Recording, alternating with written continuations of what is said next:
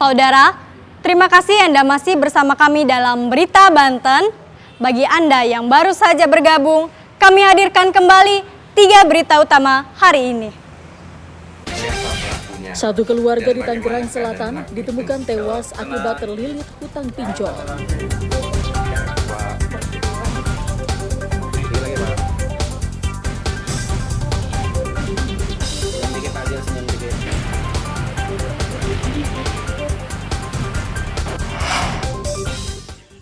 Hujan deras, ratusan rumah di kota Cilegon terendam banjir.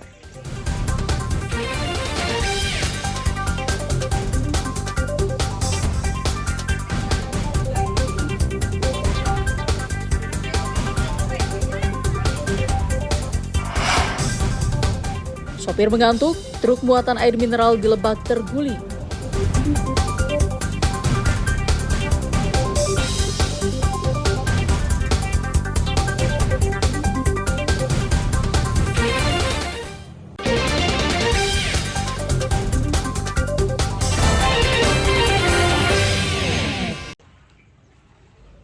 Ratusan rumah dan kontrakan di Kecamatan Cibeber terendam banjir setelah hujan deras mengguyur wilayah kota Cilegon lebih dari 4 jam. Ketinggian banjir pun bervariasi antara 50 cm hingga 1 meter. Data BPBD Kota Cilegon terdapat ratusan kepala keluarga yang terdampak banjir. Sedikitnya ada 3 titik wilayah pemukiman padat penduduk yang terendam banjir. Banjir yang merendam rumah warga ini datang dengan cepat sehingga banyak warga tidak sempat menyelamatkan barang-barang. Meskipun banjir sudah masuk ke dalam rumah, namun banyak warga yang memilih bertahan dan tidak mengungsi ke lokasi yang lebih aman. Menurut warga, banjir di lokasi ini merupakan hal rutin saat musim hujan tiba.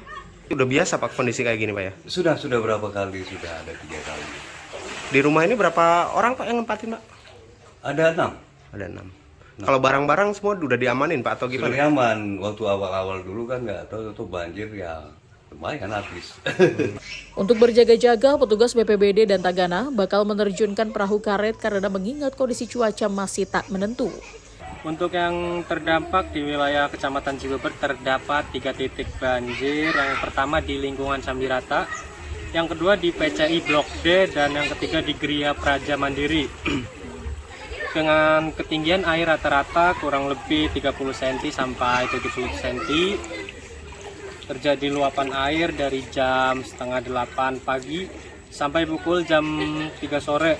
Diakibatkan curah hujan yang cukup tinggi di wilayah kota Cilegon dan luapan air dari Kali Mancak. Petugas juga akan menyalurkan logistik makanan untuk membantu warga yang tak bisa memasak karena terendam banjir. Ariel Maranus dan Haji Ramadan melaporkan dari kota Cilegon. Warga kampung Sambirata, Kecamatan Cibeber, Kota Cilegon, mulai membersihkan material lumpur yang terbawa banjir saat wilayahnya terkepung banjir setinggi 70 cm hingga 1 meter. Untuk membuang lumpur dan tanah sisa banjir, warga memanfaatkan genangan air yang mulai surut serta alat-alat rumah tangga agar rumah yang mereka tempati bisa kembali bersih. Sementara berdasarkan data BPBD setempat, ada 1.160 jiwa atau 290 kepala keluarga yang terdampak banjir di lokasi ini. Pemukiman penduduk yang padat ini juga merupakan wilayah dataran rendah yang menjadi langganan banjir saat curah hujan tinggi. Lambannya air yang surut di lokasi ini karena kondisi drainase yang menyempit sehingga air mengalir cukup kecil. Banjir yang melanda wilayah ini tidak berlarut lama sehingga tidak mengganggu aktivitas masyarakat setempat. Menurut data dari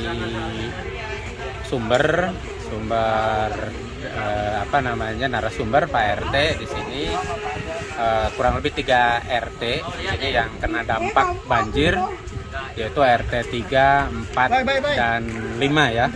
RT 3, 4, dan 5. Ini kurang lebih ada 290 kakak yang kena dampak dari banjir di Ling Sambirata ini. Banjir di wilayah ini terjadi karena meluapnya sungai di belakang pemukiman penduduk akibat banjir kiriman dari Kecamatan Mancak, Kabupaten Serang. Saat ini aktivitas masyarakat mulai kembali normal. Ariel Maranus dan Haji Ramadan melaporkan dari kota Cilegon. Untuk mensukseskan program makan bergizi gratis, pemerintah mulai mendatangkan sapi dari luar negeri, salah satunya Australia. Sapi-sapi ini didatangkan untuk memenuhi kebutuhan susu yang nantinya akan dibagikan ke anak-anak dan ibu hamil. Untuk memastikan kesehatan sapi yang baru tiba di Indonesia, pemeriksaan dilakukan secara ketat, salah satunya untuk memastikan sapi terbebas dari penyakit mulut dan kuku atau PMK dan lumpy skin disease atau LSD. Salah satu lokasi untuk memeriksa sapi yang baru datang yakni di PT Tanjung Unggul Mandiri yang berada di Desa Tanjung Burung, Kecamatan Teluk Naga, Kabupaten Tangerang. Pemeriksaan dilakukan dengan cara mengambil sampel darah sapi dan pemberian vaksin untuk memastikan seluruh sapi impor sehat dan dapat dikonsumsi. Sebelum dikirim ke sejumlah daerah, sapi-sapi ini juga akan menjalani tahapan tindakan karantina terlebih dahulu. Terkait dengan isu PMK, sebenarnya kita pastikan bahwa sapi-sapi yang masuk ke Indonesia itu benar-benar bebas penyakit PMK, dan satu lagi ada penyakit LSD.